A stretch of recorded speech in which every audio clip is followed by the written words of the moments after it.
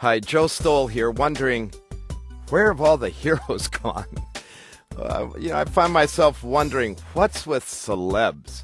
The last few months have been littered with famous people behaving really badly.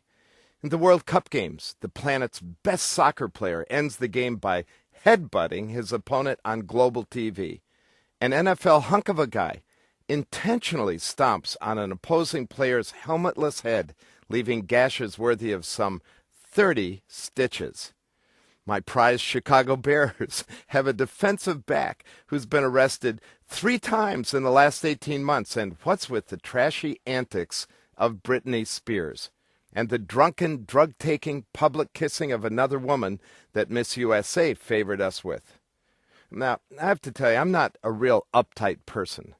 I have a pretty wide berth for weirdness and foolish behavior, probably because I've seen enough of it in my own life, and have come to believe that if we all knew the extent of the fall, we would be surprised that anything good happens at all. But this is ridiculous.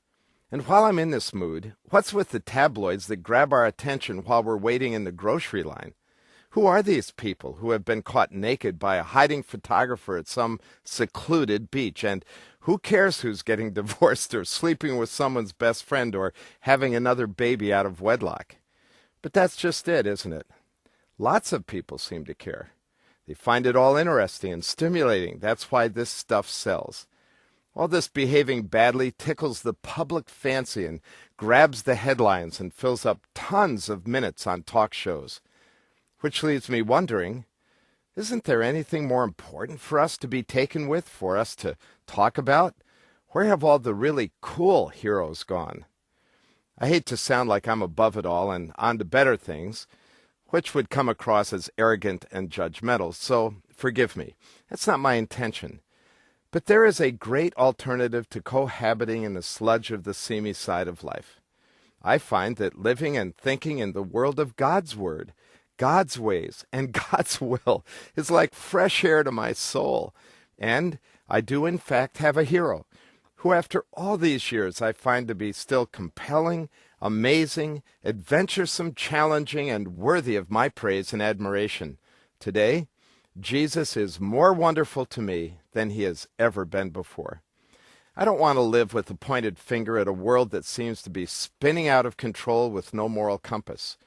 Oh, but what our wild world needs is not another self-righteous declaration of how terrible it all is. After all, what do we expect from people who, without Jesus, are left to their own desires and instincts?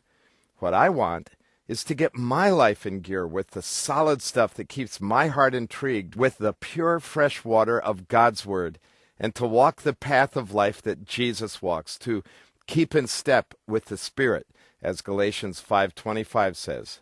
My heart beats with Joshua, who in the midst of lots of sordid pagan options declared, "As for me and my house, we will serve the Lord." And like Jesus, I want to remember to love and care for sinners. What our world really needs is the life-changing power of a new life in Jesus. So that will be my prayer.